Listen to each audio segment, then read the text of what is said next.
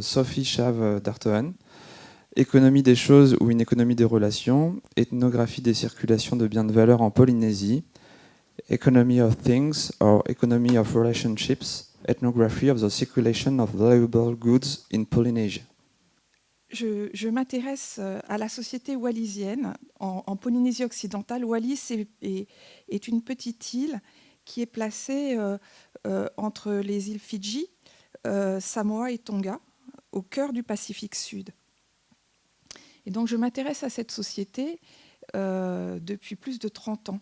Cet intérêt repose sur une longue enquête de terrain en immersion au sein d'une maisonnée où j'ai été adoptée et où se sont progressivement nouées des relations étroites qui font de moi à la fois une belle-sœur, une tante pour les enfants que j'ai pu voir grandir et dorénavant une grand-mère.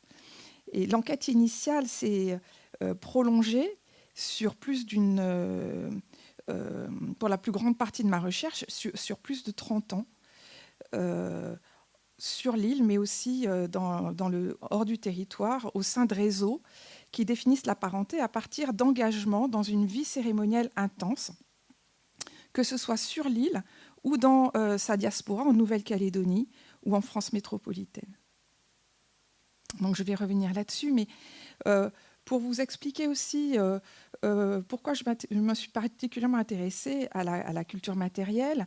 Ma formation a commencé par l'histoire de l'art, puis par l'archéologie et la muséologie, pour s'attacher à l'anthropologie sociale dans un second temps, à l'ethnologie, c'est-à-dire à l'étude des sociétés humaines pour en construire une connaissance, une compréhension à partir de cas particuliers. Pour moi, ce fut donc la société de Wallis, et je précise ce parcours afin de souligner mon intérêt qui a toujours donc été très aigu pour ce qui fait la culture matérielle. Or, la société wallisienne présente un aspect intéressant à cet égard. Tous les objets de valeur qui circulent à Wallis, les biens produits à grands frais et recherchés, sont périssables, perishable. Ce sont des tubercules, des ignames, des tarots, ce sont des porcs, de belles nattes colorées et des tissus d'écorce battus. Donc là, vous avez une photo d'une présentation cérémonielle où vous avez, ça ne se voit pas bien, mais vous avez des paniers en palme de coco tressées qui contiennent des ignames crus, des porcs qui sont cuits et des nattes qui sont préparées. Ça demande énormément de temps et de travail, qui sont préparées par les femmes. Et là, ce qu'on voit ici, c'est une unité de tissu fait en écorce battue qui, elle aussi, demande énormément de temps et de travail collectif.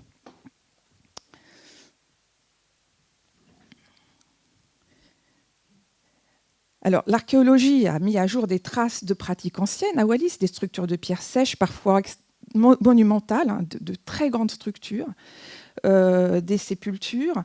Quelques ornements peuvent être retrouvés dans des sépultures anciennes, quelques lames d'herminette en pierre, des tessons de poterie, notamment des tessons lapita, mais aussi des poteries un peu plus récentes et plus simples. On sait par les récits qui remontent au XIXe siècle, pour les plus anciens que Wallis, entrer dans un vaste réseau d'échanges régionaux où circulaient des ignames, des porcs, des savoir-faire, des perles d'huîtres, des épouses de haut rang. Mais les traces matérielles de circulation et d'accumulation, passées et actuelles, sont donc en fait très rares, du fait de la nature de ces objets, mais aussi de la nature des circulations. Les choses vont et viennent à l'intérieur de l'île, mais aussi, autrefois, à l'extérieur de l'île. C'est un principe qui est bien connu dans la région. Pour ceux d'entre vous qui connaissent un peu l'ethnographie régionale, Bronislaw Malinowski, plus tard Annette Weiner, ont bien montré concernant les circulations régionales qui avaient cours au sud-est de la Nouvelle-Guinée, dans l'archipel appelé les Trobriand, dans la région Massime. Ils ont bien montré comment des biens peuvent circuler très longuement sans être détachés de leur propriétaire originel. Alors, En pays Massim, ce sont des objets qui, eux, sont des objets pérennes, des objets faits de coquillages, qui sont pour la plupart très très beaux. Et ils circulaient avec le nom de la personne qui les avait lancés dans la circulation, mais aussi avec le nom de toutes les mains par lesquelles ils sont passés ou ils étaient passés. Et c'est ce qui augmentait à la fois la renommée du donataire originel, mais aussi la renommée des gens qui avaient participé à la circulation de cet objet, sans que personne ne puisse se l'approprier et en disposer. On le reçoit pour le donner. Et c'est cette circulation qui va générer des circulations en retour, les personnes recevant d'autres biens contre leur participation à la circulation principale. Donc la valeur de tels biens ne se trouve pas tant dans les objets eux-mêmes, on ne peut les soustraire au mouvement où ils sont pris en se les appropriant, elle se trouve dans le fait même de les mettre en circulation et donc dans les circulations où ils se trouvent engagés. Dans leur cas, la valeur sociale de leur détenteur originel s'indexe sur la valeur que génère le circuit emprunté avec les discours et les circulations secondaires qu'il génère à son tour. Bref, la valeur n'est pas à chercher dans la dimension matérielle ou utilitaire des objets, mais dans le système de relations où ces objets sont versés et dont ils animent les dynamiques. Ils participent à la réalisation de relations sociales qui elles-mêmes vont avoir leur propre dynamique et leur propre extension. Donc, Daniel Decopé avait montré des choses comparables concernant les circulations de monnaie arrêt dans les îles Salomon. C'est un autre archipel de la région, montrant que la valeur de la monnaie, là en l'occurrence, c'était des petits disques de pierre montés sur une cordelette. La valeur de cette monnaie résulte en fait de sa capacité à instancier la présence agissante des ancêtres au bénéfice de leurs descendants. Et de ce fait, un homme qui meurt sans descendance est enterré avec ses monnaies qui meurent avec lui. Donc ce type de fait a été bien vu par Marcel Mauss aussi, qui a construit une bonne part de son essai sur le don, peut-être que ça parle à certains d'entre vous, à partir d'exemples océaniens. Le cas wallisien se rattache étroitement aux exemples qui fondent l'essai de Mauss, puisque les circulations wallisiennes sont proches dans leurs principes et dans leur fonctionnement de ce qu'il décrit pour les îles Samoa, et de façon peut-être un petit peu moins nette pour ce qu'il décrit concernant les Maoris de Nouvelle-Zélande. Dans tous les cas, ce sont des sociétés polynésiennes. Donc j'en viens à Wallis. La société wallisienne s'étendant bien au-delà des limites du territoire insulaire. Je vous parlais d'une île qui est située entre Fidji, Samoa et Tonga. C'est une petite île, moins de 100 km², actuellement environ 8000 habitants, mais 30 000 ressortissants de cette société en dehors du territoire. Et les membres de cette société reconnaissent à leur tête un ensemble hiérarchisé de chefs, avec des guillemets, parce que le mot français ne correspond que de façon très imparfaite aux concepts locaux. Le terme de roi, là aussi c'est un terme qu'on rencontre couramment, à Wallis même, mais c'est une traduction très approximative et très imparfaite pour celui des chefs qui est au-dessus des autres et qui a une prééminence absolue, mais qui n'est pas à proprement parler un roi. Je pourrais éventuellement revenir là-dessus. Donc je précise que ce modèle partiellement redevable au modèle occidental importé par les missionnaires maristes dans les années 1840 a été récemment battu en brèche par un dédoublement de la chefferie, la population s'étant divisée autour de 2 rois différents, et donc de 2 chefferies opposées et rivales. Je reviendrai sur cette question rapidement. Donc à Wallis toujours, les circulations de biens entre unités sociales de différentes échelles sont permanentes, mais les plus formalisées sont organisées à l'occasion de temps sociaux particuliers, en tout cas les temps sociaux les plus importants, c'est-à-dire les célébrations du calendrier liturgique catholique, dont les fêtes patronales. C'est un cas ici, hein, sur cette photo. Accessoirement, les célébrations républicaines. Il peut y avoir une grande distribution de biens à l'occasion du 14 juillet. Mais c'est aussi le cas pour les rites de passage, qu'il s'agisse du baptême, de la première communion, du mariage, des investitures, des funérailles.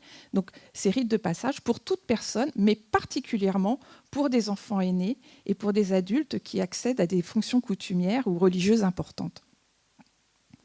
En ces occasions, les cérémonies prennent donc la forme de katanga, ce qui est le cas ici, terme qui désigne les distributions cérémonielles sur une ère cérémonielle, mais dont le sens littéral s'approche davantage de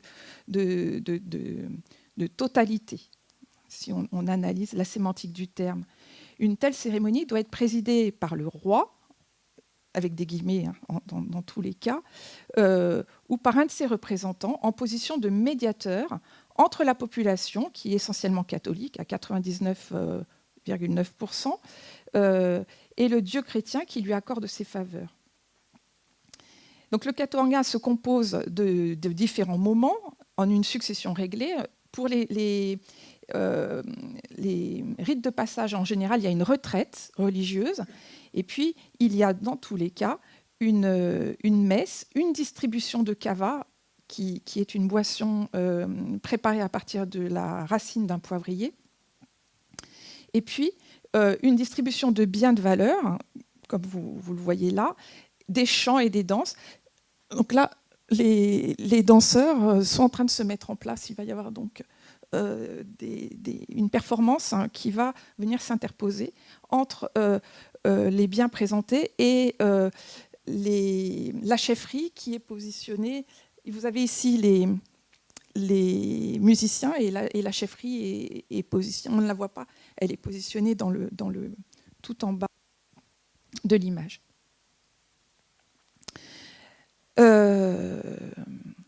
Donc voilà pour la structuration du katanga. Ce qui est important, c'est que l'emprise temporelle d'une telle cérémonie dépasse largement le jour des festivités.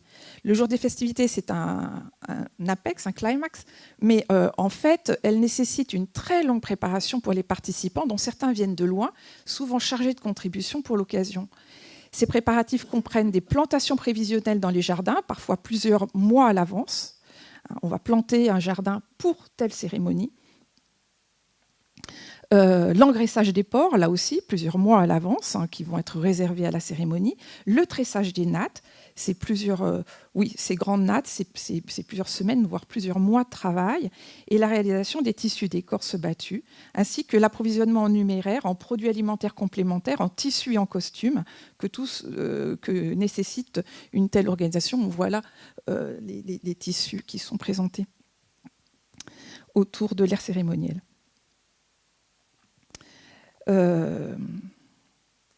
Donc ces préparatifs s'échelonnent parfois sur une année. Ils se superposent souvent du fait de la proximité temporelle de certaines cérémonies. Ainsi, les maisonnées où hommes et femmes se répartissent le travail afin de produire les unités cérémonielles, associant bien masculin et bien féminin, sont toujours mobilisés dans des préparatifs plus ou moins intenses en vue des cérémonies dont la programmation va s'échelonner, le tout en faisant face à des événements soudains tels que des décès ou une investiture imprévue.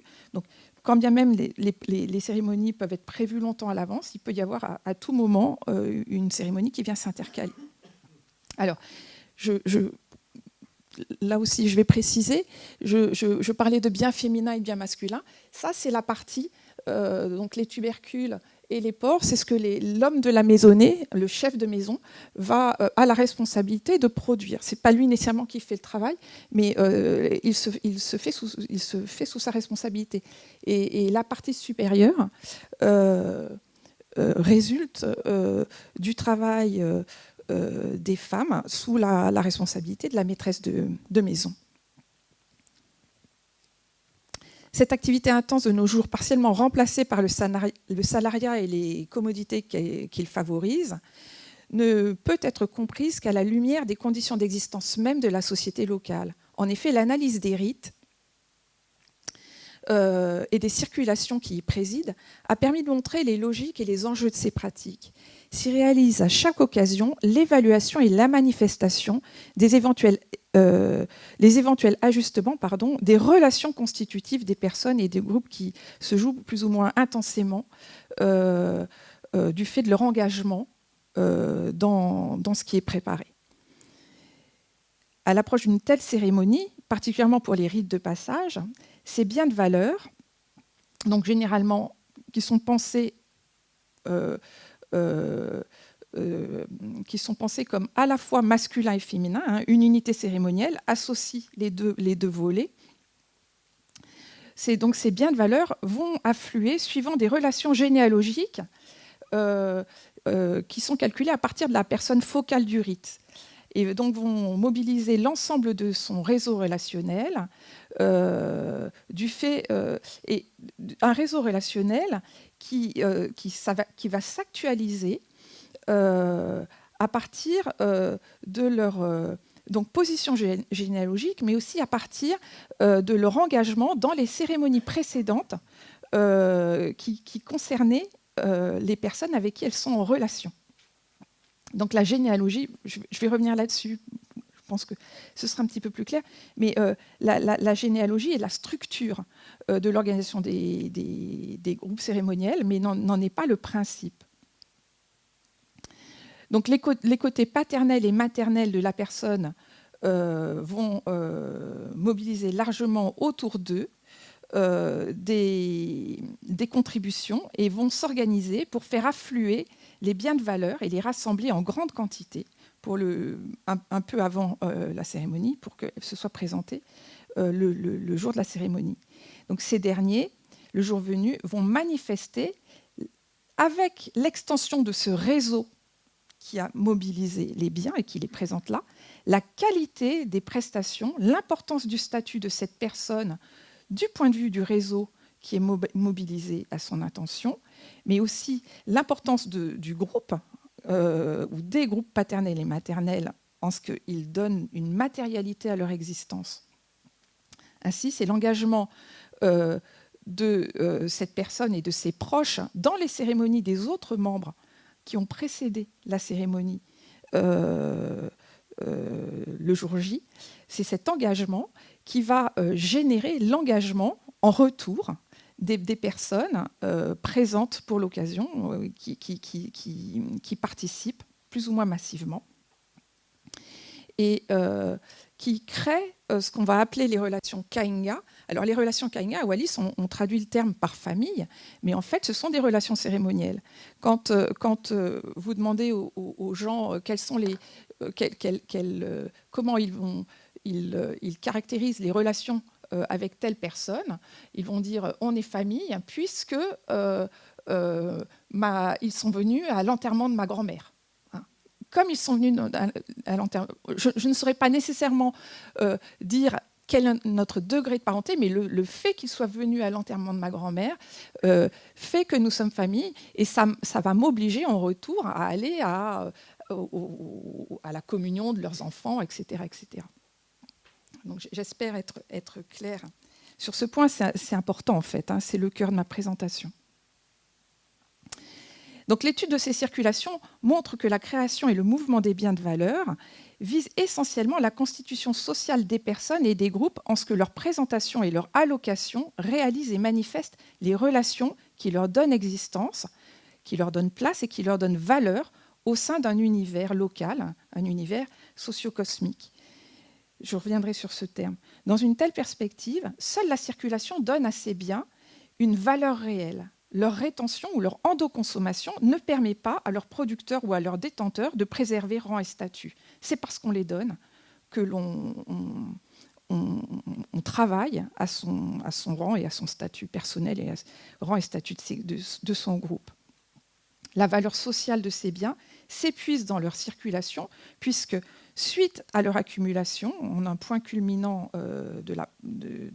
qui est la présentation sur l'aire cérémonielle, ils sont ensuite distribués, puis fragmentés, disséminés parmi tous les contributeurs originels, mais aussi au-delà.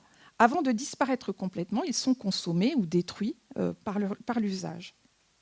La valeur de ces biens n'est donc réalisée que durant leur présentation cérémonielle.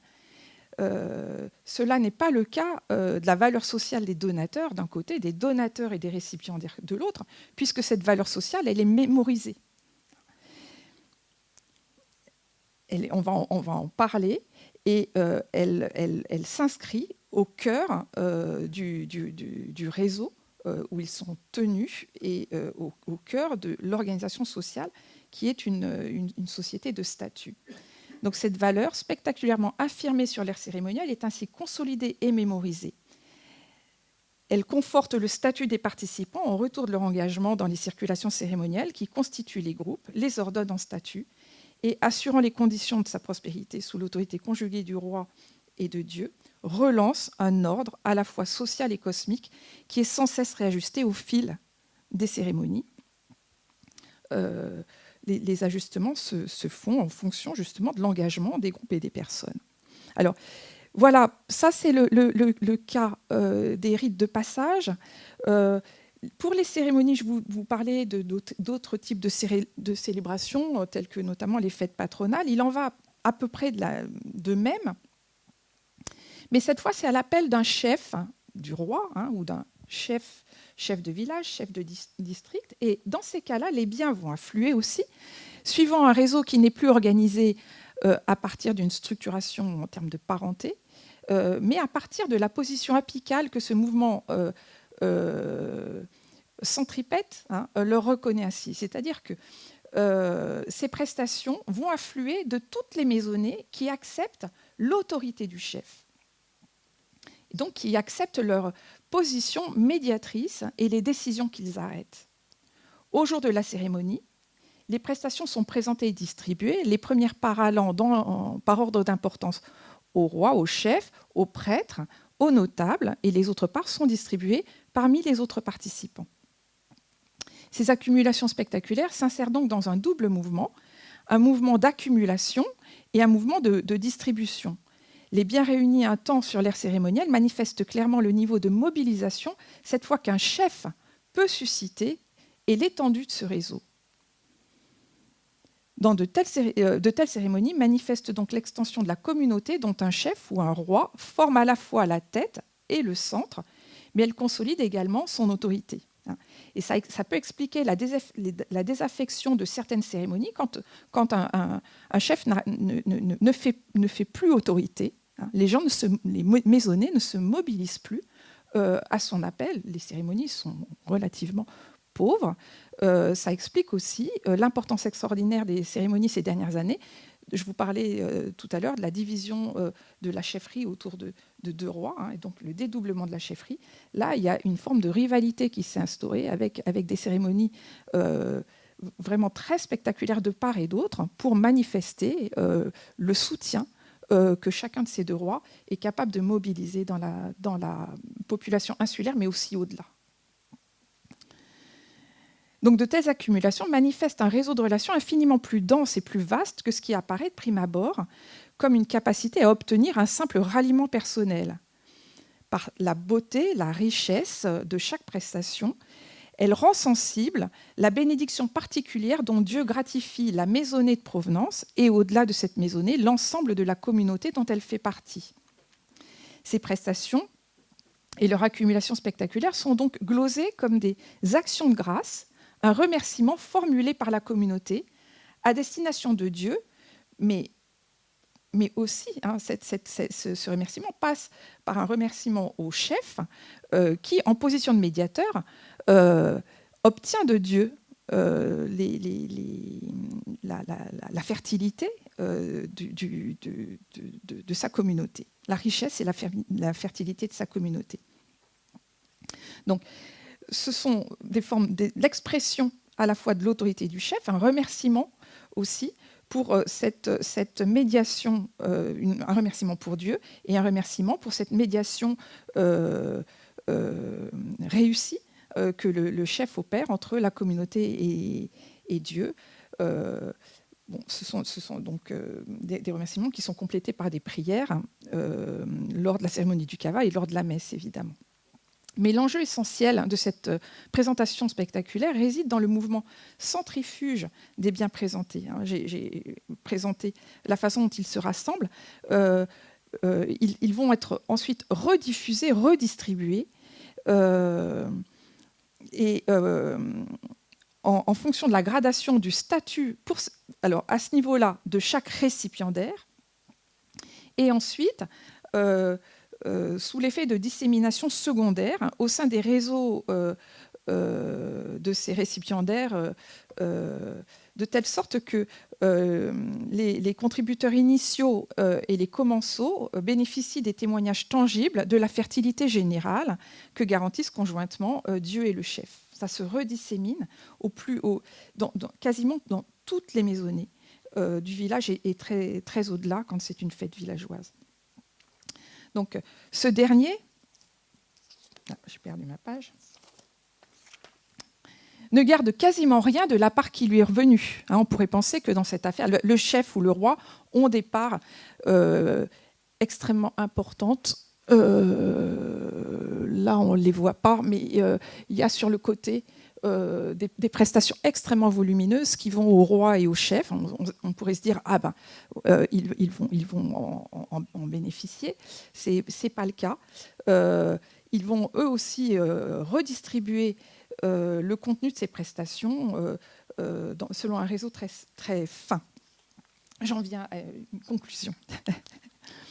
Ce qui fait que le fait d'avoir une position coutumière à Wallis est conçu comme une charge. En général, les gens glosent cette charge en disant, enfin, ils ne la recherchent pas nécessairement, et disant qu'ils en ressortent généralement plus pauvres, plus appauvris qu'au moment où ils ne l'ont prise. Après, ils en tirent un certain prestige du rang et du statut, ça c'est sûr. Alors, en guise de conclusion, je voudrais attirer votre attention sur le point qui me semble le plus important. La compréhension de ces circulations cérémonielles me semble nécessiter un double décentrement. L'un est méthodologique et disciplinaire, en ce que seule une approche ethnographique de type holiste permet de saisir les dimensions rituelles de ces pratiques, qui pourtant mobilisent et irriguent l'ensemble du social et de son quotidien. Et là, il faudrait inclure, je ne l'ai pas fait ici, mais les circulations monétaires et commerciales. L'autre niveau de décentrement, qui est anthropologique, entre guillemets, repose sur une mise en suspens de nos catégories communes, notamment en termes de richesse et de pouvoir, pour saisir la façon dont un tel monde est conçu et comment, de ce fait, on pense la façon d'y agir. Là, en l'occurrence, ce sont les relations qui sont au cœur des préoccupations des gens et pas les richesses en elles-mêmes. Ça suppose de dégager des perspectives plus proprement émiques. Ça, c'est notre vocabulaire anthropologique, on pourrait dire populaire, vernaculaire, c'est-à-dire les spécificités culturelles et cognitives qui, de prime abord, échappent à notre regard et à nos outils de description et d'analyse. Donc, ce double décentrement nous amène à considérer, pour ce qui concerne les biens de valeur et leur circulation à Wallis, donc considérer deux sortes de logiques. Tout d'abord, des logiques de la première sorte qui peuvent apparaître comme socio-cosmiques. J'entends par là que la société wallisienne, ce que les Wallisiens glosent comme étant le pays fénois, s'étend à l'ensemble du cosmos. Le monde des vivants et l'au-delà, d'où les morts, les ancêtres, les saints, Dieu, etc., président à leur destin. Donc le monde des vivants et l'au-delà sont étroitement imbriqués dans ce monde socio-cosmique. Il n'y a pas de distinction entre les deux mondes, il y a juste deux domaines qui sont imbriqués. L'ordre et l'existence même de ce cosmos résultent des pratiques dévotionnelles et rituelles. Les principes constitutifs de ce monde sont donc relationnels en ce qu'ils reposent sur les bonnes relations entre les vivants et les autres entités du monde. On a vu les villageois et le chef et Dieu, etc. La chefferie ayant pour responsabilité d'assurer une médiation bénéfique avec Dieu au bénéfice de leurs dépendants. Et ici, chaque personne trouve un statut dans un vaste réseau de relations que constitue le pays. Des relations donc qui lui donnent son existence sociale. Mais à un autre niveau, les logiques apparaissent comme plus immédiatement pragmatiques. dans le sens où la performance, l'action et le résultat sont essentiels pour mettre ce réseau en tension. Et là joue l'engagement des personnes dans les cérémonies. Dans les conceptions wallisiennes du monde et de son ordre, l'engagement de chacun dans la production des biens de valeur et de leur mise en circulation cérémonielle est capital. Et cet engagement personnel et la circulation des biens que cet engagement permet de mettre en œuvre manifeste et renforce la constitution de collectifs où chacun va trouver sa place et sa valeur sociale. Et c'est là que s'établit la valeur qui opère les distinctions fondamentales et que réalisent et valident les cérémonies. Ces circulations et ces distributions cérémonielles assurent une évaluation, mais aussi l'ajustement permanent du statut relatif des participants et de leur groupe. Elles assurent aussi le passage du niveau d'action qu'est l'engagement personnel à un niveau supérieur qui est celui de l'organisation d'une totalité et de son organisation en termes de rang et de statut, gradation de rang et de statut, où chacun va trouver sa place, chacun et le groupe dont chacun dépend.